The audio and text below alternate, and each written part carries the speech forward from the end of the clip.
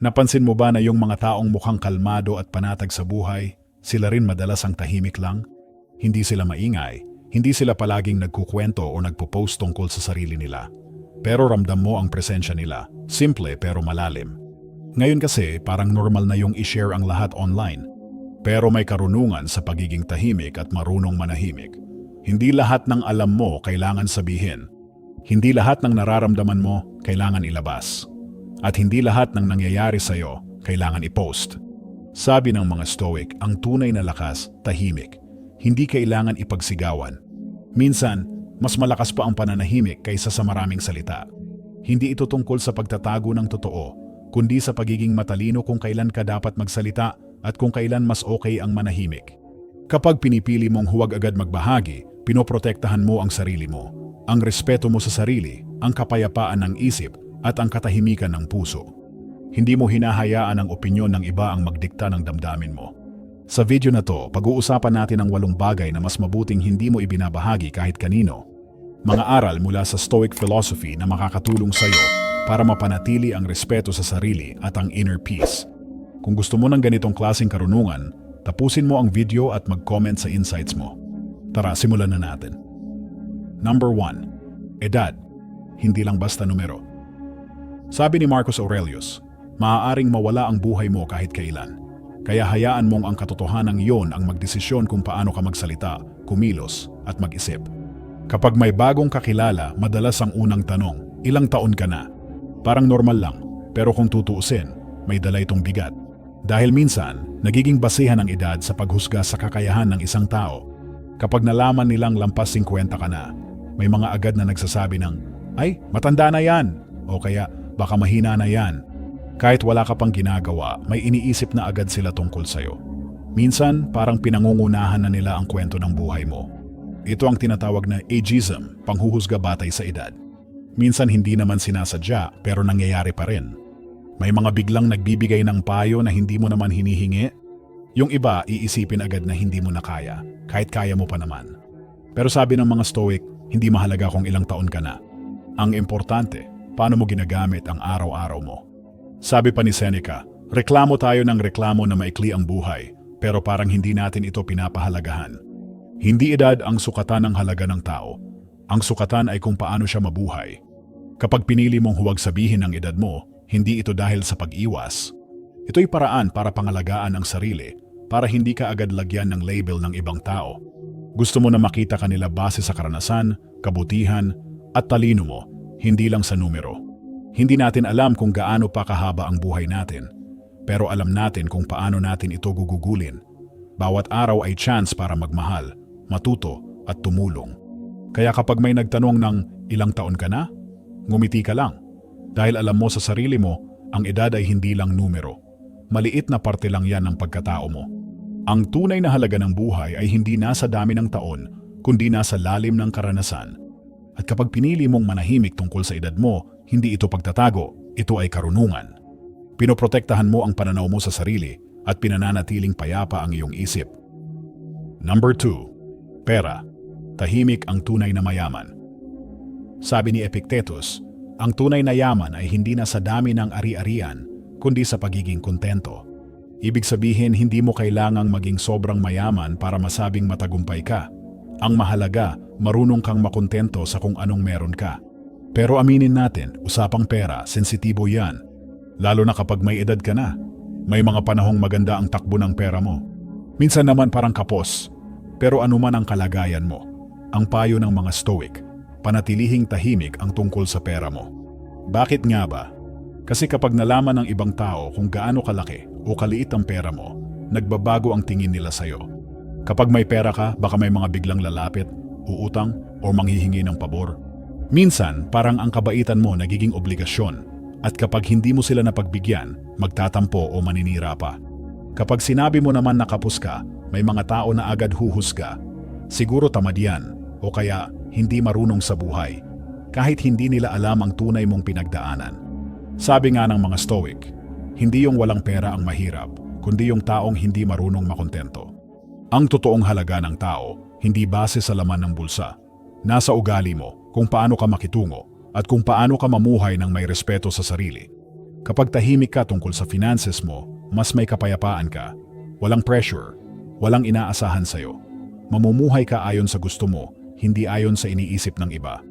May kasabihan nga, tahimik ang tunay na mayaman. Hindi kailangan ipagyabang. Hindi kailangan ipakita sa lahat. Basta alam mo sa sarili mo na kaya mong buhayin ang sarili mo ng simple at payapa. Kaya kung may ipon ka o kahit nagsisimula ka pa lang ulit, wala kang kailangang ipaliwanag. Basta marunong kang humawak ng pera, hindi maluho. At marunong tumulong kung gusto mo, ayos na yon. Hindi lahat ng bagay dapat ipinupost. Hindi lahat ng kwento dapat ikinukwento. Piliin mong ibahagi lang ang tungkol sa pera mo sa mga taong mapagkakatiwalaan, sa tamang oras, sa tamang dahilan. Masarap mabuhay ng simple, tahimik, walang gulo, walang inggit, at sa ganung paraan doon mo mararamdaman ang tunay na yaman. Number 3. Mga lihim ng pamilya, pangalagaan ang tahanan. Sabi ni Marcus Aurelius, maging maunawain sa iba pero maging disiplinado sa sarili. Ang pamilya ang unang paaralan ng pagmamahal, pag-unawa at sakripisyo. Diyan tayo unang natuto ng tamang asal. Pero kahit gaano natin sila kamahal, minsan may hindi pagkakaintindihan, may tampuhan, may mga panahon na nasasaktan tayo o nakakasakit din. Normal lang yan, wala namang perpektong pamilya. Pero kahit may problema, hindi ibig sabihin ay kailangan mo agad itong ikwento sa iba. Bakit nga ba? Kasi kapag ikinuwento mo ang away o problema ng pamilya mo sa iba, pwedeng mauwi ito sa tsismis, panghuhusga, at minsan, mas lalong gumulo. Yung pinagsabihan mo, hindi naman laging makakatulong. Minsan pa nga, mas pinapalala pa nila ang sitwasyon. May mga komento silang tulad ng, "Nako, ganyan talaga yung kapatid mo." Or, "Kung ako sa'yo, layuan mo na sila." Hindi ito nakakatulong. Mas nakakagalit lang. Mas nasasaktan lang kayo. Ang mga Stoic ay naniniwala sa kahalagahan ng pananahimik. Hindi para pagtakpan ng mali, kundi para bigyang laya ang pamilya na ayusin ang problema ng sila-sila lang. Sa katahimikan, may chance para mag-isip, humupa ang emosyon, at maghilom ang sugat. Hindi ibig sabihin nito ay tiisin mo na lang. Kung may kailangang ayusin, ayusin. Pero gawin ito ng pribado. Pag-usapan ng maayos sa loob ng pamilya. Mas madali itong maaayos kung walang ibang nakikialam. Kapag inilalantad natin ang problema ng pamilya sa iba, nawawala ang tiwala, nasisira ang respeto, at mas masakit, minsan, yung ibang tao pa ang nasisiyahan habang ang pamilya mo ang nagkakahiwa-hiwalay. Isipin mo ang pamilya parang isang bahay. Kapag may sira ang bubong o bitak sa pader, hindi mo agad ipagsisigawan sa kapitbahay. Inaayos mo ito ng tahimik, sa loob lang, kasama ang mga taong may malasakit. Kaya kung may problema man sa pamilya, piliin mong manahimik muna. Hindi ito kahinaan. Ibig sabihin nito, marunong kang magtimpe, marunong kang rumespeto, at iniisip mo ang kapakanan ng buong pamilya, hindi lang ang emosyon mo sa ngayon. Ngayon, uso na ang oversharing. Lahat pinopost, lahat kinukwento. Pero ang pagiging tahimik ay isa pa ring anyo ng karunungan. Pangalagaan mo ang tahanan mo, protektahan mo ang tiwala sa loob ng pamilya. Dahil sa oras ng pangangailangan, sila pa rin ang una mong matatakbuhan, hindi ang mga pinagsabihan mo ng hinaing. Sabi nga ng mga Stoic, may mga bagay na mas mainam panatilihin sa sarili. At pagdating sa pamilya, ang pananahimik ay tanda ng tunay na pagmamahal at respeto. Number 4. Kalusugan. Huwag hayaang i-define ka ng sakit. Sabi ni Seneca, isang Stoic philosopher, minsan ang mabuhay lang ay isang uri na ng katapangan. Totoo ito, lalo na habang tayo'y tumatanda. Dumarating ang iba't ibang sakit, panghihina ng katawan at mga pagbabago sa kalusugan. Para sa marami, ang pag-inom ng maintenance, regular na check-up, at pag-iwas sa ilang pagkain ay parte na ng araw-araw na buhay. Normal lang ito, pero hindi ibig sabihin na ikaw ay ang sakit mo. Hindi mo kailangang hayaan na ang kondisyon mo ang magdesisyon kung sino ka. Kapag palagi nating ikinukwento ang mga iniinda natin, minsan nag-iiba ang tingin ng tao. May naaawa, may nagmamagaling, may hinuhusgahan ka na agad. Yung iba, akala nila hindi mo na kaya ang dati mong ginagawa kahit kaya mo pa naman. Ang masama pa, baka pati ikaw, unti-unting maniwala na lang na mahina ka na wala ka nang magagawa. Nawawala ang tiwala mo sa sarili at pati ibang bahagi ng pagkatao mo tulad ng katalinuhan mo, kabutihan mo at lakas ng loob ay natatabunan ng kwento ng karamdaman.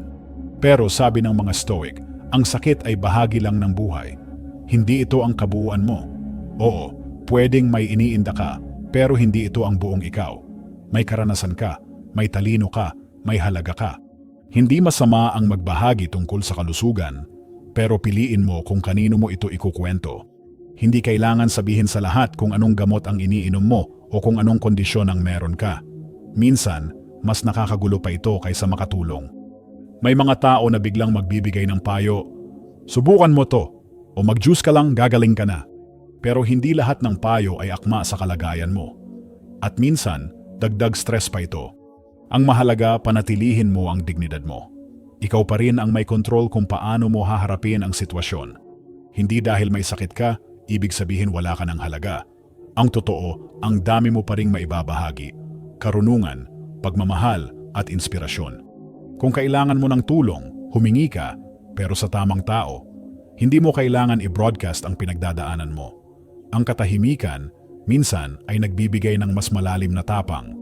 Maaring humina ang katawan, pero ang isip at puso mo, ikaw pa rin ang may hawak niyan. Kaya huwag mong hayaan na ang sakit ang magpakilala kung sino ka.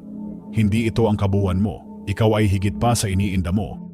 At kung araw-araw ay patuloy kang lumalaban ng tahimik, kalmado at may pag-asa, yan ang tunay na lakas. Number 5. Sexualidad. Ang intimacy ay banal.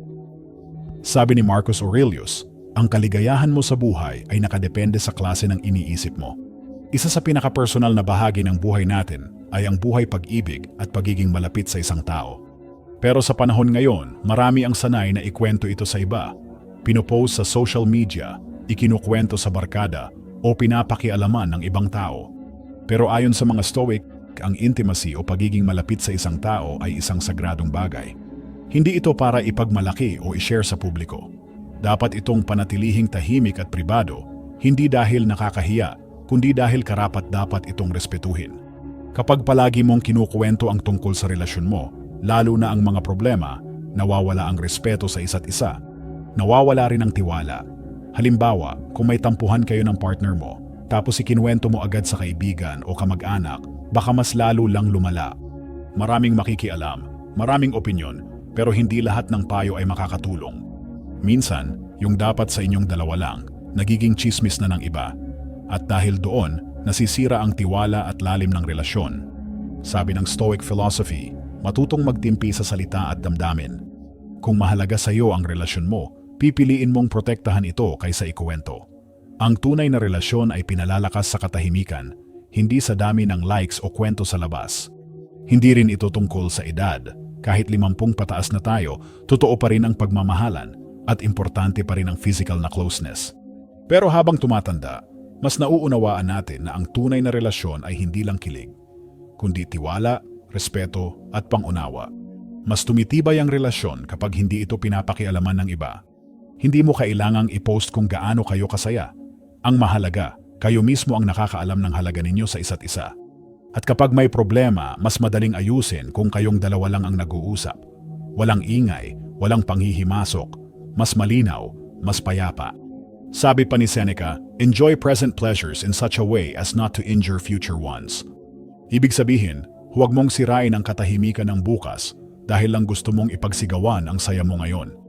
Kaya tandaan, ang intimacy ay hindi para sa lahat. Ito ay para sa dalawang pusong nagmamahalan. Sa tahimik na relasyon, nandoon ang tunay na ligaya at katatagan. Kung mahalaga sa iyo ang partner mo, ilayo nyo ang relasyon nyo sa ingay ng mundo. Hindi para itago, kundi para alagaan at ingatan. Dahil ang totoong pagmamahal, hindi kailangang ipagsigawan. Kailangan lang ng tiwala, respeto at tahimik na pag-aalaga. Number 6. Pagbibigay, tahimik na kabutihan. Sabi ni Marcus Aurelius, huwag mong sayangin ang natitirang buhay mo sa pag-iisip tungkol sa ibang tao. Mas mabuti kung ilalaan mo ang oras mo sa paggawa ng kabutihan. Ngayon, maraming gustong tumulong sa kapwa at maganda naman yon. Pero marami rin ang agad itong ipinapaalam sa iba. May picture, may video, may caption na nag-donate kami o nagbigay kami ng tulong. Pero ayon sa mga Stoic, ang tunay na kabutihan ay tahimik. Hindi ito para sa show. Hindi ito para sa likes. At hindi ito para mapuri ka ng iba. Dahil kapag ipinagyayabang mo ang pagtulong mo, nawawala ang tunay na halaga nito. Ang totoo, ang pagtulong ay dapat galing sa puso. Hindi para magpasikat, hindi para sabihing mabait ako. Dapat tumulong ka dahil gusto mong makatulong, yun lang. Sabi nga ni Seneca, ang tulong na may hinihintay na kapalit, hindi yan tunay na tulong. Kung tumulong ka tapos ipinagsabi mo, parang may kapalit kang hinihintay. Gusto mong purihin ka, pasalamatan ka, o kilalanin ka. Pero ang tunay na kabutihan, hindi kailangang makita ng iba. Hindi kailangan i-post, hindi kailangang ikuwento. Kapag tumutulong ka ng tahimik, ang ligaya ay nanggagaling sa loob. Wala kang hinihintay na kapalit. At ang natulungan mo, hindi mo napahiya. Binigyan mo siya ng tulong, pero binigyan mo rin siya ng respeto. Marami kasing tao na nahihiya tumanggap ng tulong, lalo na kung alam nilang ikukwento ito sa iba. Kaya kung totoo ang layunin mong tumulong, gawin mo ito ng tahimik at may kababaang loob. Hindi mo kailangang sabihing mabuti kang tao. Hayaan mong ang mga gawa mo ang magsalita para sa iyo. Minsan, ang simpleng pagtulong na walang camera, walang audience, mas may halaga pa kaysa sa malalaking donasyong pinopost online. Kung may maibibigay ka, oras, pera, payo o simpleng pag-abot ng kamay, ibigay mo. Pero huwag mo nang bilangin, huwag mong ikwento, at huwag mong ipagmalaki. Sabi nga sa kasabihan, ang tunay na mayaman ay yung tumutulong ng hindi ipinagmamalaki. Sa tahimik na kabutihan, nandoon ang tunay na dangal, nandoon ang tunay na puso. Kaya sa susunod na may pagkakataon kang tumulong, tanungin mo ang sarili mo, para saan ko ito ginagawa? Para sa kanila o para mapansin ako? Kung talagang para sa kanila, huwag mo na ipaalam. Tahimik mong ibigay, buong puso mong iabot. Dahil sa huli, ang pinakamagandang tulong ay yung hindi na kailangang ipagsabi. Number 7. Karangalan, hindi ito kailangan isigaw. Sabi ni Epictetus, hindi ang nangyayari sa iyo ang mahalaga, kundi kung paano ka tumugon dito. Ang karangalan ay isa sa pinakamahalagang bagay na pwedeng taglayin ng isang tao, pero hindi ito kailangang ipagsigawan o ipagmalaki. Kung talagang nirerespeto ka ng ibang tao, hindi mo na kailangang ipaalala sa kanila ang mga nagawa mo. Makikita nila ito sa kilos mo, sa ugali mo, at sa paraan ng pakikitungo mo sa iba. Lalo na pag medyo may edad na tayo, natural lang na gusto nating maipakita kung gaano tayo nagsikap sa buhay, kung gaano karaming sakripisyo ang dinaanan natin, o kung anong tagumpay ang naabot natin. Wala namang masama doon, pero sabi ng mga Stoic, mas malalim ang karangalan kapag tahimik mo lang itong dala. Kasi kapag sobrang pinupuri mo ang sarili mo, minsan ang dating sa ibang tao ay nagyayabang ka. At kapag ganyan, may mga naiinggit, may naninira, at may humuhusga. Imbis na hangaan ka, nagkakaroon pa ng negatibong tingin ng iba. Ang tunay na karangalan ay hindi mo kailangang ipilit. Kusang dumarating yan kapag namumuhay ka ng tama. Kahit walang nakakakita, kahit walang pumapalakpak. Kapag ang kilos mo ay totoo at ayon sa paninindigan mo, doon ka mas nirerespeto ng mga tao. Hindi mo na kailangan ng papuri o kumpirmasyon. Sabi rin ng mga Stoic, ang tunay na kapayapaan ay galing sa loob mo, hindi sa kung ano ang sinasabi ng ibang tao. Kung alam mong tama ka at may dangal kang taglay, sapat na yon. May isa pang panganib sa sobrang pagyayabang. Parang lagi mong kailangang patunayan ang sarili mo. Laging may pressure na huwag magkamali. Kasi baka masira ang imahe na pinapakita mo. Pero ang tunay na karangalan, hindi natitinag sa pagkakamali. Mas lumalakas pa nga ito kapag marunong kang tumanggap ng pagkukulang, humingi ng tawad, at bumangon muli. Kaya imbes na ipagsigawan ang mga nagawa mo, mas mabuting hayaan mo na ang gawa mo ang magsalita. Hindi mo kailangang i-post, ikwento, o ipagyabang ang tagumpay mo. Kung totoo at galing sa puso, mapapansin din yan, kahit hindi mo sabihing ikaw ang gumawa. Dahil ang pinakarespetadong tao ay hindi yung palaging maingay, kundi yung marunong gumawa ng tama kahit walang nakakakita. Ang karangalan ay hindi medalya na ipinapakita sa lahat. Ito ay isang ugali na dapat isabuhay araw-araw. At ang mga taong may tunay na dangal, hindi sila maingay. Tahimik lang silang kumikilos pero totoo ang kanilang puso. Number 8. Mga insulto o panlalait, bitawan mo na. Sabi ni Epictetus, ikaw ang may kontrol sa isip mo, hindi sa mga bagay na nangyayari sa paligid mo. Kapag naintindihan mo ito, doon mo mararamdaman ang tunay na lakas. Sa buhay, hindi talaga maiiwasan ang pangiinsulto, panlalait o panghuhusga. May mga tao talagang maninira, magpaparinig o magsasabi ng hindi maganda tungkol sa'yo kahit wala ka namang ginagawang masama. Masakit, oo, pero mas lalong sumasakit kapag paulit-ulit mong iniisip ang mga sinabi nila. Kapag palagi mong binabalikan ang masasamang salita, para mo na ring binibigyan sila ng kapangyarihan sa buhay mo. Tapos na silang manakit pero ikaw, dala mo pa rin yung sakit. Ang turo ng mga Stoic, hindi natin hawak ang ugali ng ibang tao, pero hawak natin kung paano tayo tutugon. Ikaw ang may desisyon kung magagalit ka, haaway ka, o pipiliin mong manahimik at magpatuloy sa buhay. Mahirap ito, lalo na kung malapit sa iyo ang taong nanakit. Pero tandaan, ang tunay na lakas ay nasa kakayahang magpatawad at mag-move on. Hindi mo kailangang gumante para masabing malakas ka. Kapag nagpatawad ka, hindi ibig sabihin ay okay lang ang ginawa nila. Ibig sabihin lang nito, ayaw mo nang pasanin ang bigat. Gusto mong maging payapa. Gusto mong magpatuloy. Hindi mo rin kailangang ikwento sa lahat ang ginawa nila. Dahil habang kinukwento mo ang sakit, lalo mo lang itong binubuhay. At sa bandang huli, ikaw rin ang nahihirapan. Mas magaan ang buhay kapag natutunan mong bitawan ang galit at sakit para sa sarili mong kapayapaan. Hindi mo na kailangang hintayin na humingi sila ng tawad. Hindi mo kailangang patunayan ang kahit ano. Kapag natuto kang magpatawad, mas magiging kalmado ang isip mo. Mas magiging tahimik ang puso mo. At mas magiging malaya ka. Tandaan mo ito, ang galit ay parang sako ng bato. Habang bitbit mo ito, ikaw ang napapagod. Pero kapag binitawan mo na, doon mo lang mararamdaman ang gaan at ginhawa. Kaya kung may mga taong nanakit sa'yo noon, pinahiya ka, nilait ka, siniraan ka, bitawan mo na. Hayaan mong ang pananahimik mo ang sagot. Hayaan mong ang kapayapaan mo ang maging tagumpay. Dahil sa totoo lang, ang tunay na panalo ay hindi yung nakaganti, kundi yung nakalaya. Sa panahon ngayon, halos lahat gusto magsalita, mag-post at ipakita ang buhay nila sa publiko. Pero tandaan mo, ang pananahimik ay hindi kahinaan. Ito ay kapangyarihan. Kapangyarihang piliin kung kailan ka magsasalita at kung kailan mas mabuting manahimik.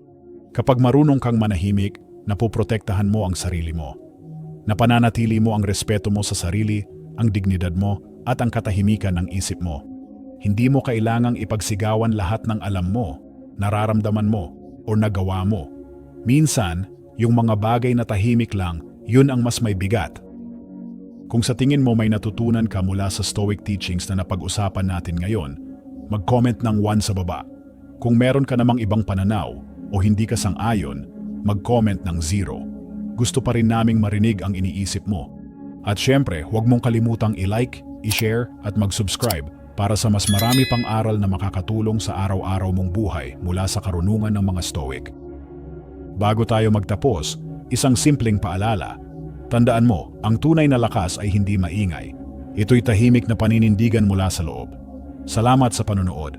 Manatiling kalmado, manatiling matalino, at patuloy na mabuhay ng may katahimikan at karunungan. Kita-kits sa susunod na video.